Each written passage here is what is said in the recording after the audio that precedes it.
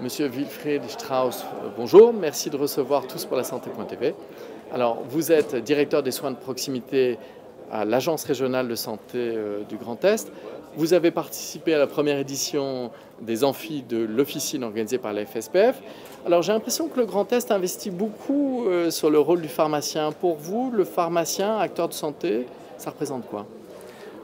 Écoutez, c'est un rôle fondamental. Depuis la loi HPST qui avait mis en avant ce rôle d'acteur de soins de proximité. Et aujourd'hui, dans le cadre de la structuration de l'offre de proximité, il est très important que les pharmaciens d'officine soient impliqués dans la structuration de l'offre territoriale, notamment à travers les communautés professionnelles territoriales de santé, et qui puissent développer de nouveaux services de conseil en matière de santé publique en direction de la population. Alors, vous avez lancé des expérimentations dans le Grand Est. Vous pouvez nous en dire un mot ? Oui. Dans quelle direction Alors, vous souhaitez nous avons donc passé un contrat pluriannuel d'objectifs et de moyens avec l'URPS pharmacien du Grand Est pour justement accompagner ce nouveau métier, cette nouvelle offre de services qu'ils vont développer.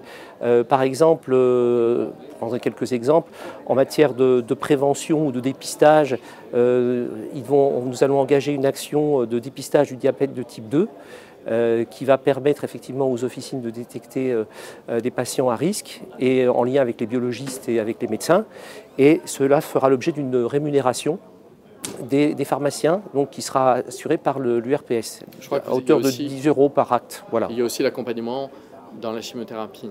Alors, effectivement, un autre axe, c'est l'accompagnement des patients sous chimiothérapie orale, avec l'objectif d'améliorer à la fois la gestion des effets indésirables des traitements et l'observance des traitements. Et la raison pour laquelle, donc, effectivement, nous avons prévu dans le CEPOM des possibilités d'entretien des pharmaciens avec ces patients, qui feront également l'objet d'une prise en charge financière sur le FIR. Donc ça, c'est une expérimentation sur le fonds d'intervention régional.